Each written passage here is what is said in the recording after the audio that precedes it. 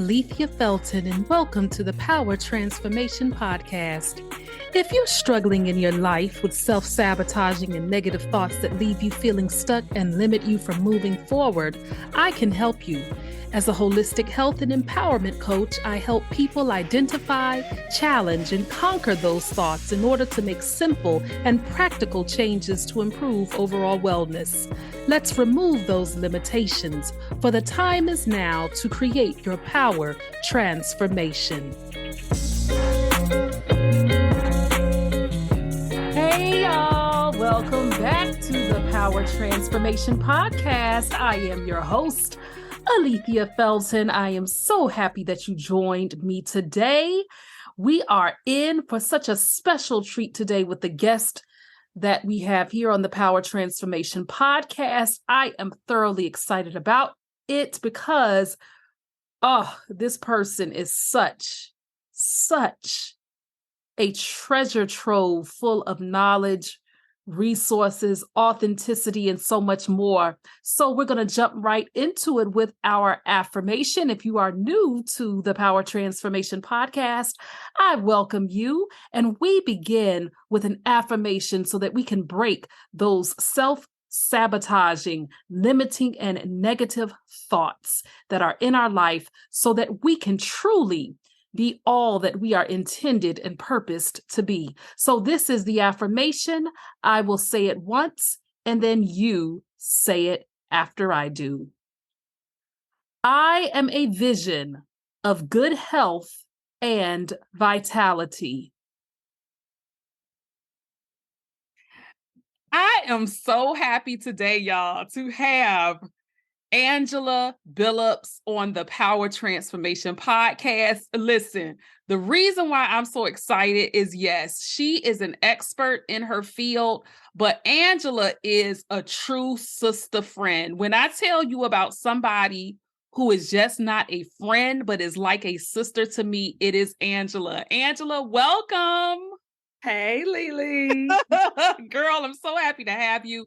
It's an honor, truly, to have you here on the Power Transformation Podcast. Thank you so much for just taking time out of your busy schedule. Y'all, Angela is busy. When I tell you she is productive and hectic, but she is amazing. So, Angela, let's jump right into this. First of all, just talk to us and please tell me, who is Angela Billups, and just share about yourself. Who are you? My goodness, who am I? So I am the only child of Myra King and Aaron Billups. Let me start there because my legacy, I think, is amazing and has absolutely set the tone for how I've been able to live my life and become the woman that I am today. So my name is Angela Billups. I am a nurse anesthetist by trade. I've been in healthcare for close to 30 years now. Wow. First as a physical therapist, then as a surgical intensive care nurse, and then as a nurse anesthetist. And as much as I love healthcare and I love biology and I love caring for people, it's because of my own journey that I have now also gone into the holistic realm and become a holistic health coach who focuses and specializes in hormone health. So that's what I do. That's how I love to connect with people and help people. I am also a mother to a fur baby, Cassie. You know, that's your And yes. I am an avid traveler and foodie and someone who just loves, I love the Lord. I love people and I just love love. Like I'm somebody that's just trying to spread the light as far and as wide as I can. And you do that, no doubt about it. Yes, you do spread love and light everywhere. Now, you mentioned something about hormone health. You have such a rich history with all of your medical experience, but what do you mean by hormone health? And then I've also heard of hormonal imbalance. Talk a bit about both of those. What do they mean? So hormone health is just that, unfortunately, traditional Western medicine, right? It focuses on one body system at a time. And the fact is, our body doesn't work like that. While, yes, different organs are responsible for different things, they all still work together for the overall health of the person, of the body. And so hormones are the chemical messengers in the body that coordinate all of those things. And when you have a problem, right? Like you mentioned, well, we were talking earlier about the DNA, and you mentioned certain things like Crohn's disease, or maybe people have issues with their heart, maybe they have issues with their kidneys, maybe they have issues with their gut, their brain, all those things. The underlying thing a lot of times is hormones. And we don't think about hormones outside of reproductively, right? That's kind of the only times that we're talked to about hormones. I know me personally, the only time a doctor had anything to say to me about hormones was when I started puberty, when I became of child, not even when I became of childbearing age, when they thought I might have had issues while I was in childbearing age. I was misdiagnosed 4 times. We'll get into that. Wow. But that's the only time my hormones came up, when they thought I was having some issues reproductively.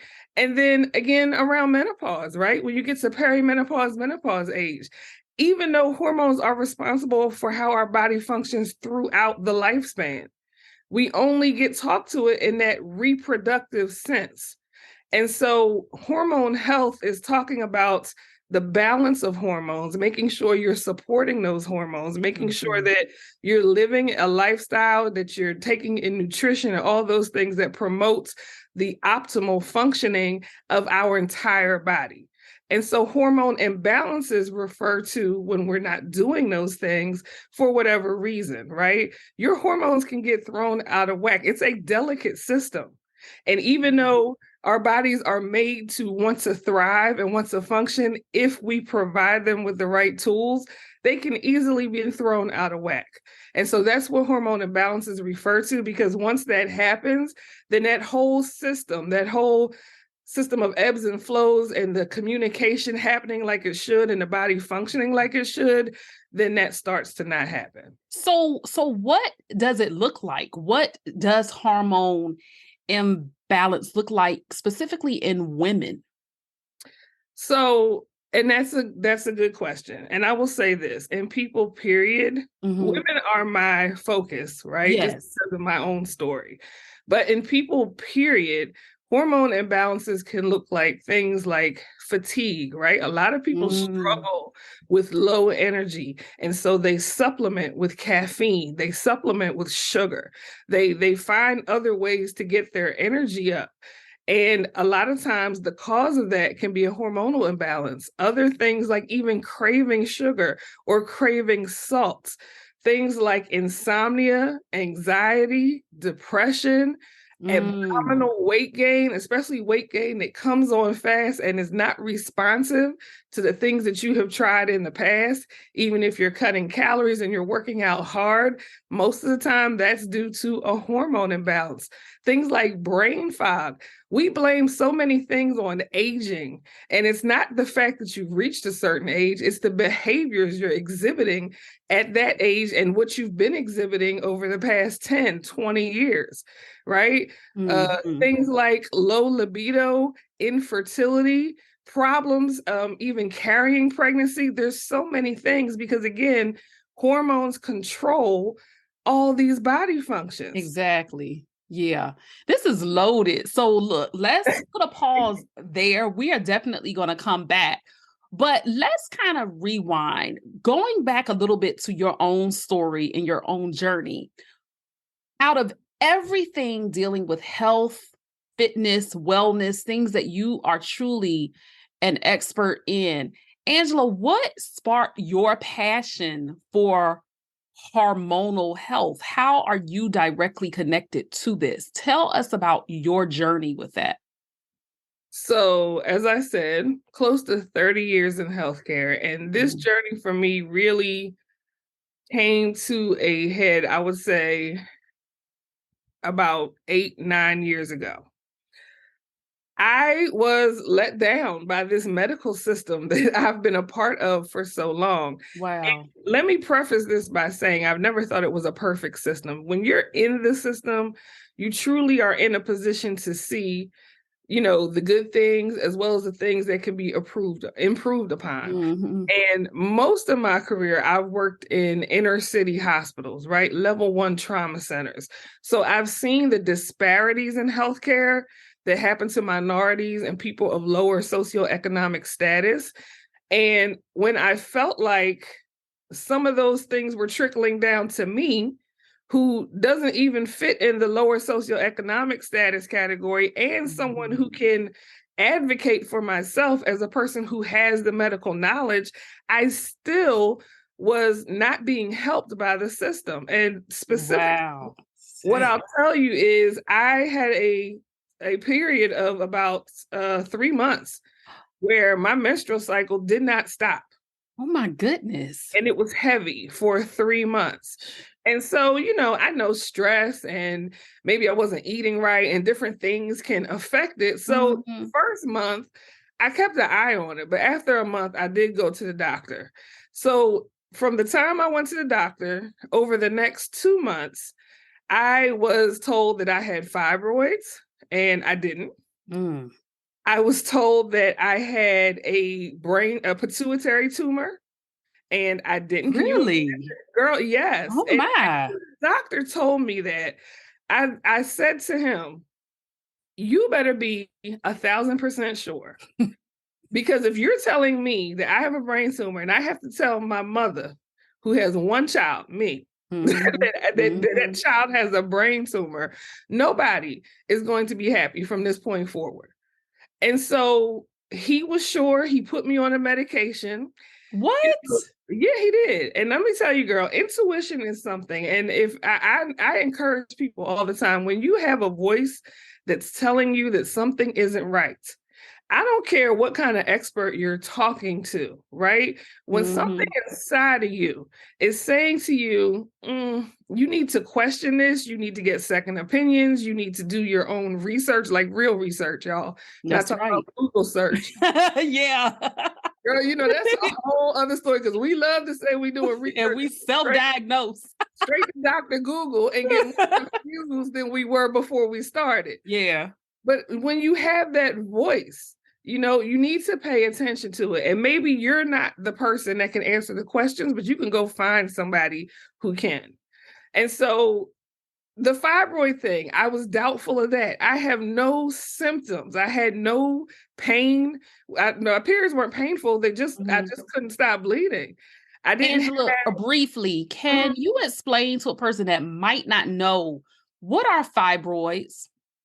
So fibroids are growths that happen inside the actual wall of your uterus. And your uterus has different layers, right? Without getting too technical, there's Mhm. different layers of muscle in your uterus, and fibroids can occur in any of those layers.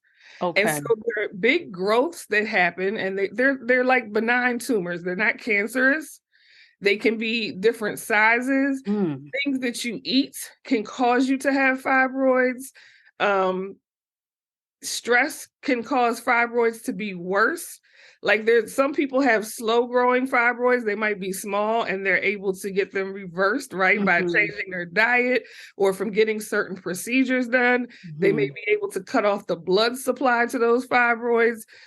For a long time, the only treatment that they would recommend is that you had a hysterectomy. Wow. So I did ask that because I know so many women who have battled that. Thankfully, I've never had problems with that or problems in my reproductive area. I am fertile myrtle. So yeah, gotta be careful because I'm very, Better very be fertile. careful. But yeah, I am fertile myrtle. But anyway, I Right. I did want to ask that because so many women have them. But okay, so the doctor has you on these meds and you're Right. being treated for this. Then what? For this brain tumor. Mm-hmm. And so, like I said, the voice, because the fibroid thing was incorrect. I didn't believe him. I went and got the test anyway, and the voice was right about that. Mm-hmm. When the brain tumor came, I was very, very suspicious, I went ahead and took the medicine, right? Mhm. Because that's another thing. We can't just say we don't believe and not have supporting evidence. Mhm. So I took it in case he was right. But then at the time, the OR I was working in, I worked with all kind of surgeons. I was doing anesthesia for neurosurgery, for cardiac surgery, for Wow. orthopedics, for bariatrics, everything. So I used my resources and reached out to a neurosurgeon. I showed him the MRI, showed him the report, told him what the doctor said, and he was like, yeah, I don't think so. I'm going to order another one. You go Mhm. take that again. And in the meantime, stop taking the medicine because I don't think you need it. And when I went and took the other MRI, there was nothing. Whatever they saw Wow. the first time was gone. And see, that's the power of advocating for yourself, That's right? right. Not just taking everything at face value. So that was the second diagnosis that was incorrect. Then when they couldn't, and meanwhile, I'm still bleeding. So then they sent me to I can't even remember what she was, but she basically told me she must have been a reproductive. No, there was two that were reproductive specialists. One Mhm. actually specialized in hormones, I'm embarrassed to say, and the other one is specialized in fertility. And they Okay. both were telling me, well, you're in menopause. And here's the thing, we tend to think once you hit 40, I had just turned 40. Once you hit 40, like that's it. You're on your way out. Everything is Mhm. shutting down. The truth is, for African American women, the average age of menopause is like 52. I've heard that before. It's Yeah. not 40. Uh-huh. It is true because of the standard American diets and because of environmental toxins and because of lifestyle things, the age can move up. But I didn't really fit in any of those categories because I've Mhm. known about those things. And also, my mother, I knew, didn't have menopause until way later than 40. So Mhm. again, I was like, none of this is tracking. And so that was the third one. And then the last and final one, they ran me through all the tests. I got more familiar with the people at my job than I ever wanted to be. All the things that they test, and everybody was between my legs. It was horrible. I Yeah. did what I had to do because I needed an answer. Mm. Because Yeah. all this time I'm still bleeding. And they finally diagnosed me with adenomyosis. So this Hmm. is another condition of the uterus. And it's not endometriosis, where your uterine tissue actually can grow outside of your uterus, Mm. but it's similar to that, and to where you have tissue that just will continue to bleed. And it grows in different areas of your uterus instead of just being right on the inside where Mhm. it's supposed to be, where it sloughs off every month and then it stops bleeding until it's time to start again. And again, the only definitive treatment for adenomyosis was a Mhm. hysterectomy. Wow. And so this doctor, who was actually a friend and someone I still respect to this day. I really respected him and his opinion. I felt glad that he was finally able to give me an answer that seemed right. And I don't think that he was wrong. I do believe he was correct in diagnosing me, but his attitude was more of, well, you're already 40. You don't have children. Do you plan on having children? My answer was, I don't know, because I wasn't in a Mhm. committed relationship at the time. Mhm. And just having children for the sake of having children has never been my story. Yeah. But when he said it to me, I said, I don't know. He said, well, then if you don't need your uterus, we just take it out and your problem solved. That Oh, no. yes, I could not believe he said. No. And I was like, so it's not cancer. It's not going to kill me. And the only solution is to remove it. And I was like, I don't think so. I think that's Wow. absolutely ridiculous. I intend to keep every body part God gave me unless it's actually going to end my life. Mhm. No, this is not acceptable. So I told him I was going to go and look for my own solutions. I believed, because at the time I was overweight, and I asked him, do you think it has anything to do with the fact that I'm overweight? And the reason none of these prior diagnosis sat well with me, and the reason nothing he said sat well with me, was because I had already started looking into the connection between nutrition and health, and the connection between obesity and things outside of just the normal hypertension and diabetes. And one of the things I had learned was that fat actually creates its own hormones that interrupt the normal hormone functioning of the body. And so I was just like, what if that's what's happening? And what if I just lose weight and that's the solution? So I told him I'm going to take 3 months and I'm going to go lose weight and figure this out. And if it doesn't work, then I'll come back and we'll have this conversation again. And so that was my very first training that I went to. I went to learn how to do intermittent fasting with a juicing component, right? And I ended up getting certified in this whole thing because so many people just want to go juice. Yes. They only like sweet stuff. And girl, so they yes. just mess themselves up. So and this is another thing too. We have to be willing to invest.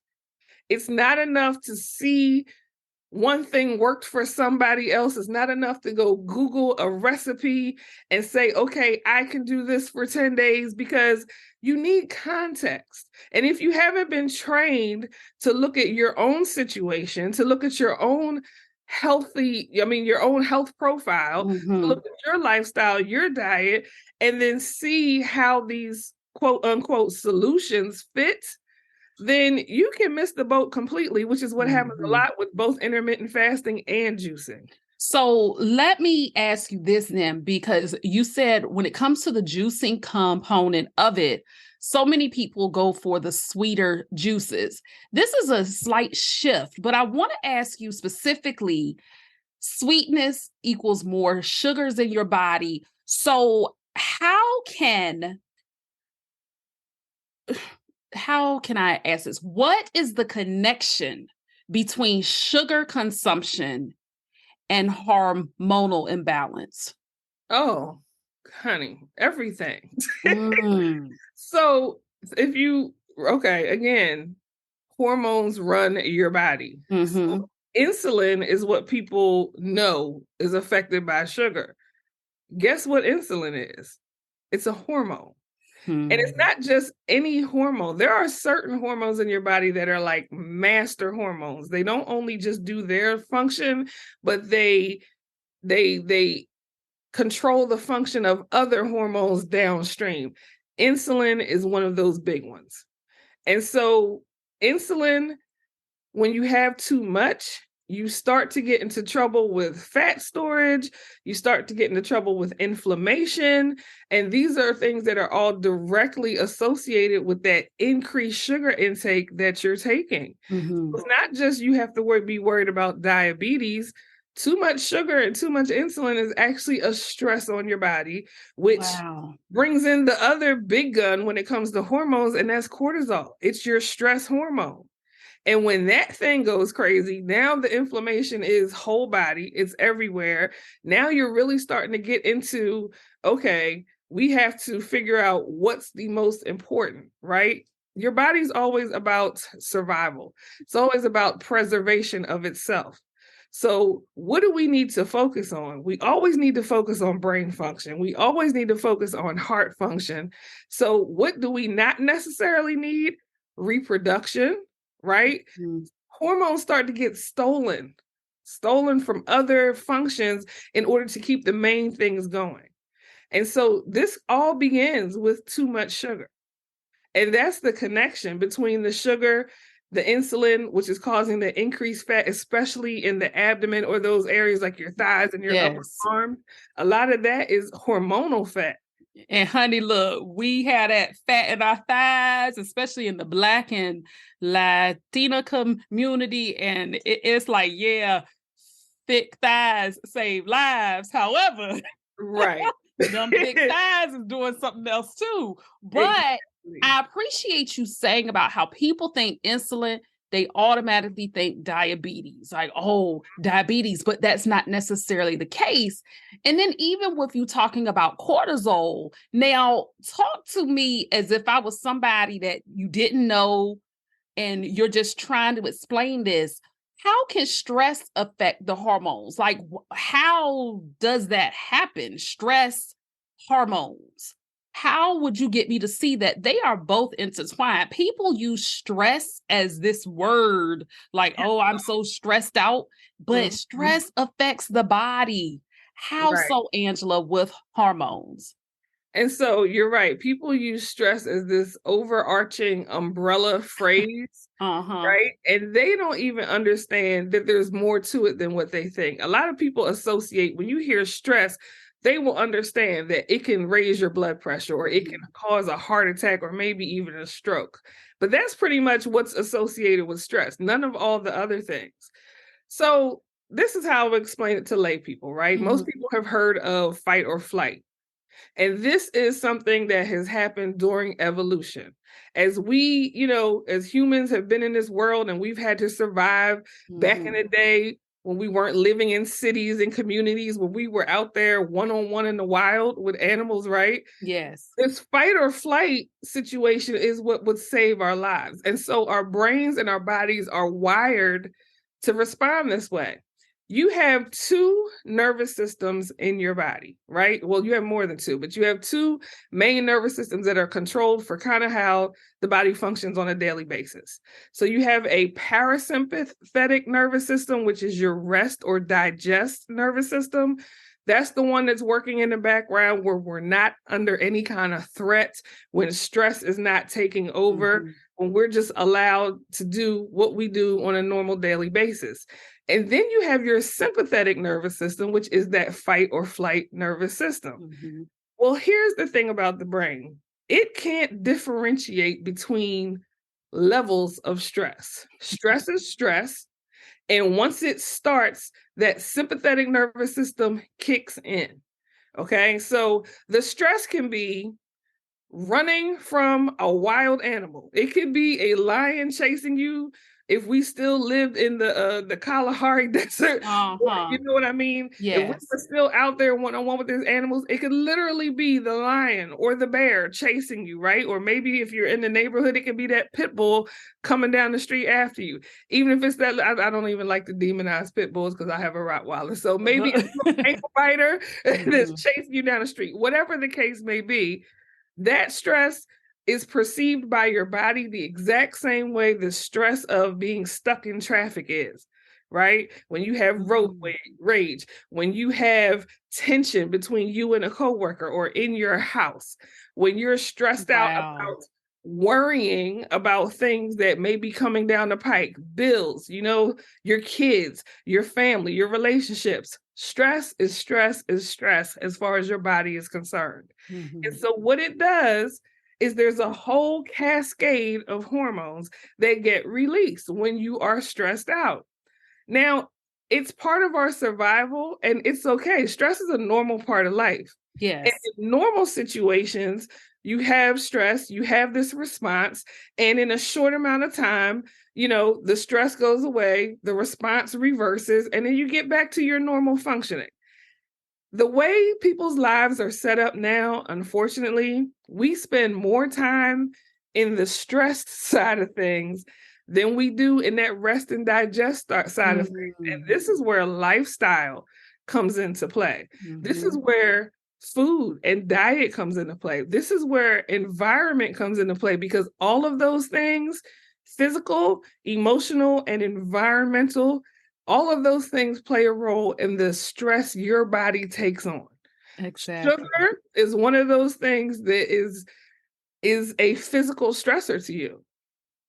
And so that's how, like, to bring it full circle, that's where sugar falls in. But we have to be very aware of the lives that we're living, the food that we're eating, the energy, right, that we Mhm. are putting out and taking in, because all of that registers as stress in your body. And it's not a good place to stay in, which is what happened to me, right? To get back to that story too, that's how I got into this whole hormonal thing. Mhm. Because outside of what happened to me with the 3 months of bleeding, that was a sign, right, that I had been under too much stress. Mhm. I have for 10 years, right? I had probably stress from beginning to end. It started off with getting divorced. Then I also had businesses here and outside the country Then my father was diagnosed with prostate cancer, and it was 3 years of running back and forth for 3 hours to take care of him and check on him. He passed away. Then my mother, 2 months after he passed away, she started having her own health issues.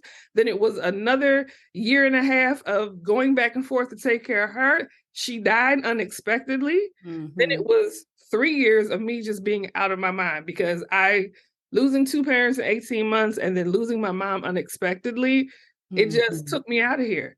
So it was literally 10 years of straight stress. And that's how I developed adrenal dysfunction, insulin resistance, thyroid issues, all of this. And it all started with the stress. And you had already had that medical training and holistic health coaching and everything. And yet people, it just goes to show you life keeps lifing. Yes. And stress keeps stressing. And it's about how we manage and control it, even within our stressful situations. Now, I'm going to definitely have to have you back. I say that to a lot of my guests, but I mean it because I'm getting some heavy hitters with a lot of knowledge, and I'm thankful for that. I thank God for that. But as we start to come to a close, I want you to kind of talk about, as a holistic hormone balance coach, with this podcast being the Power Transformation Podcast, all about empowerment, what do you say and do to empower your clients to take control of their health, and so that they aren't feeling hopeless despite having this challenge? What do you do and say with them? So, we both attended the same school for holistic health coaching. Shout out to Institute for Integrative Nutrition. That's right. That's right. And so at the basis, right, before we even get to the hormonal part, there's always a thing of having to take a step back and look at how their lives are set up.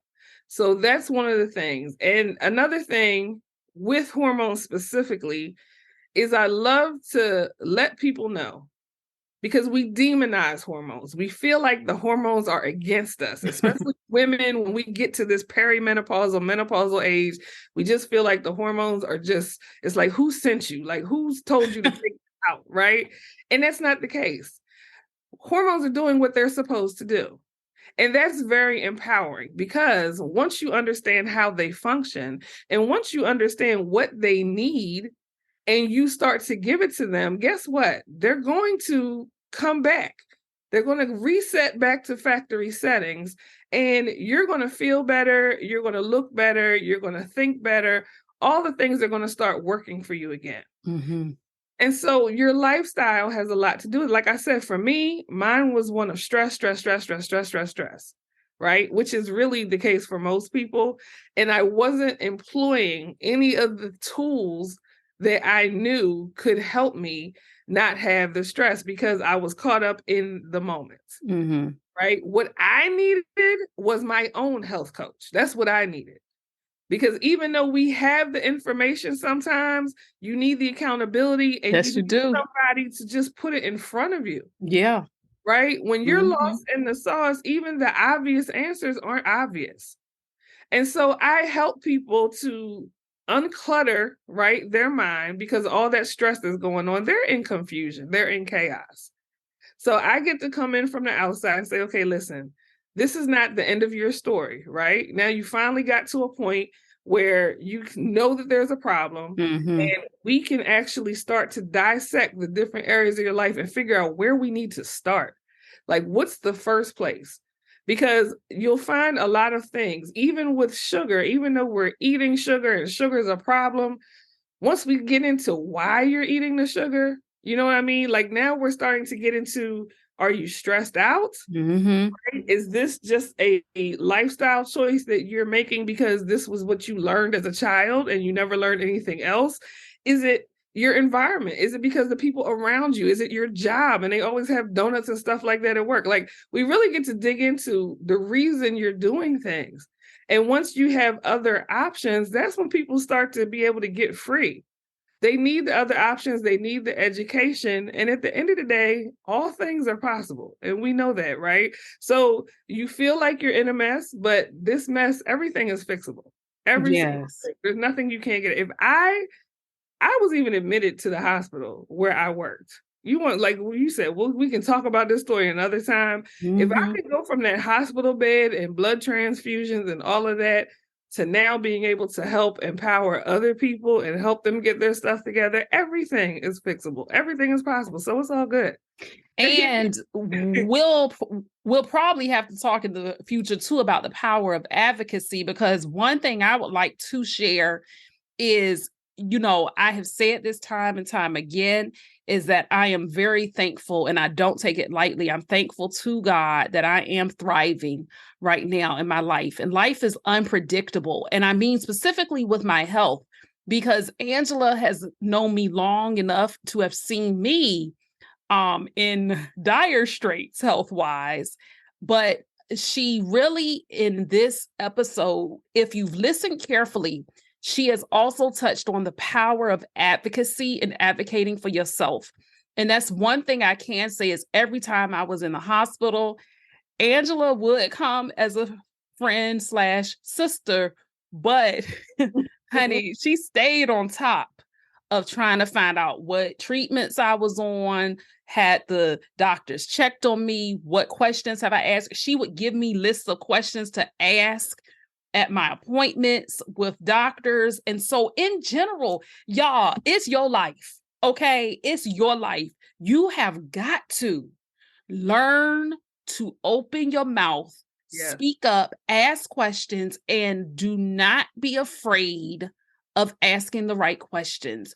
And even when it comes to your hormone health, men out there, because I have men listeners also, yes, this episode, Angela focuses a lot on women, but as she said early on, men, y'all can have hormone issues as well.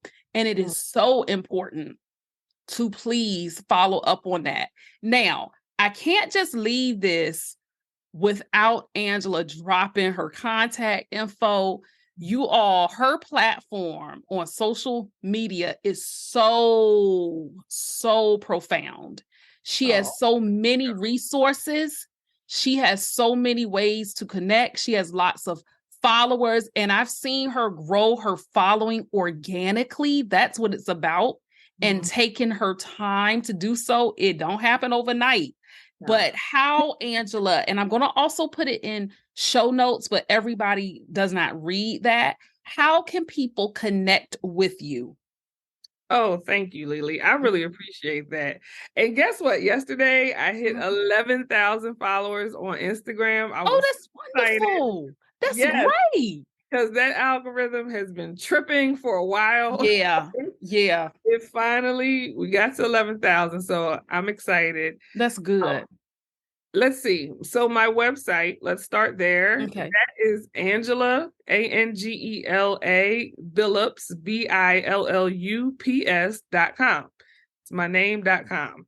And then on all social media, TikTok, Instagram, which is my primary platform, Facebook, you can find me at Angela A. Billups. That A middle initial is there. Angela A.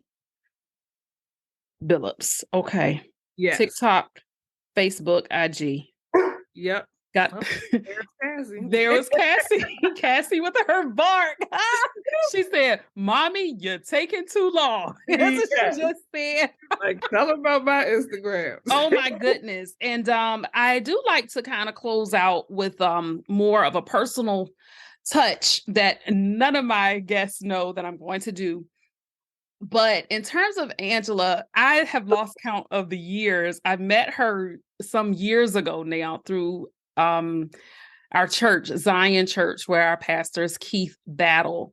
And we were on a missions team together. I'm trying to think if it was the outreach and missions ministry. I think it was the outreach and missions ministry first. And then we eventually ended up going on a couple of missions trips together to the Dominican Republic. And people think DR, like, why would y'all do that? Because outside of the resorts, you really see how the people live. It is, yeah, it's definitely a country in need. And I'm a fluent Spanish speaker, so I would love to always, go there. Anyway, Angela and I became the closest of friends. She looks great for her age. She is older than I am. We're both in our 40s, but she is older. I'm young, early 40s. But anyway, look, girl, I have to say that. No, but all jokes aside, Angela has been a very influential person for me, especially in the world of entrepreneurship. That is, and we've done business together. I almost forgot about that. Yes, She helped show me the ropes when it came to entrepreneurship. I'm 41 and I started entrepreneurship, dabbling in it in my very early 20s. And then when I met Angela, I was in my early 30s. But the whole point is that she has taught me about personal development, about how to really believe in the powers that God has given me, and how to learn how to really stand up for who I am created to be. Yes, I had already had that instilled in me from my parents, but in life, we meet people who come along the way and they bring out even more in you. So in my adulthood, in my maturity, even to the point in the place where I am now, I give Angela so much credit for doing that for me. There are things she has done and said behind the scenes that nobody would even know, where she has seen the inner core parts of me. She has told me things. There have been times, plenty of times, Angela has said things to me that I did not like hearing, but I knew it was the truth and I needed to hear them. And we always say to each other that one day my husband and I and her husband and her will go and travel the world together. Amen. We don't have husbands, y'all, technically currently, but we are wives and we are speaking that into existence and we believe it. So little things like that show the depth of it. But I needed to end just by saying publicly, Angela, thank you for being you. Thank God for you.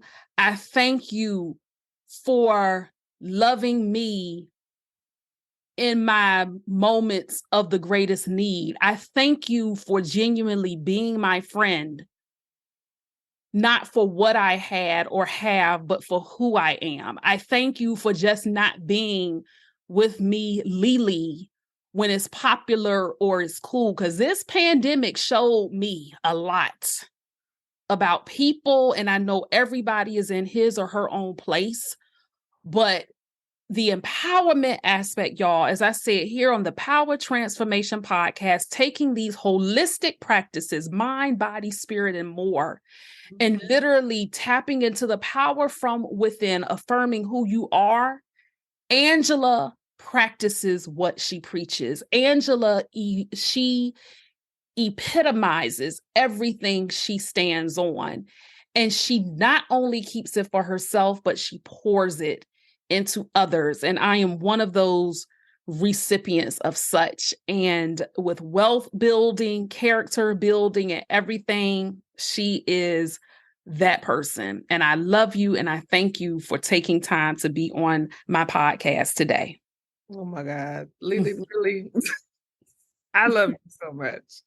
You have been an absolute joy to me from the moment we met in that outreach and missions ministry. And like you said, we've been together a long time. Yeah. So you know exactly what I mean. You know how it can be. And you are always supportive. You were always ready to learn. You were always an advocate for progress.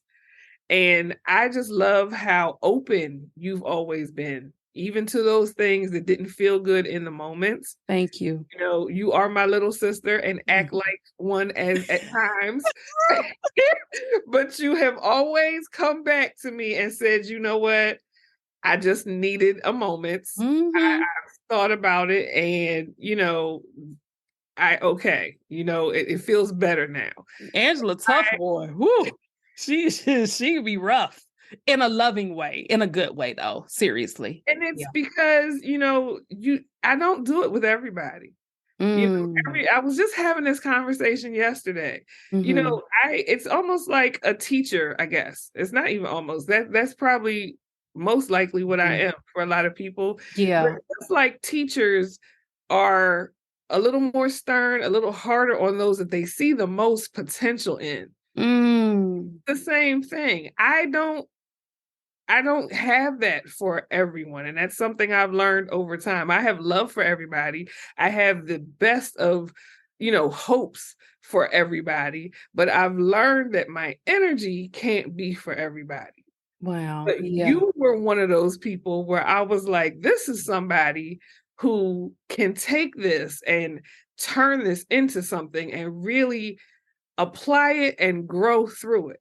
Thank you. I'm saying that about you from the beginning, and I'm so proud of you. Look at what you've accomplished just in the time I've met you. Thank you. The time we first talked about personal growth and development until now. I mean, you have a power transformation podcast. If that is not a full circle moment, I don't know what is. And this is what I'm saying. I've seen you all from the beginning, and I see so much more for you. And I'm so grateful for you too.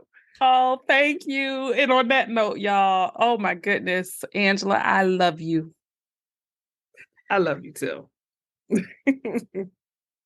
I don't think anything much more has to be said except for us ending with our affirmation. I will say it once and you say it again with conviction. I am a vision of good health and vitality. If you enjoyed today's show, then you don't want to miss an episode. So follow the Power Transformation Podcast on Apple Podcasts, Spotify, or wherever you usually listen, and remember to rate and review. I also invite you to connect with me on social media at Alethea Felton. That's at ALETHEAFELTON. Until next time, remember to be good to yourself and to others.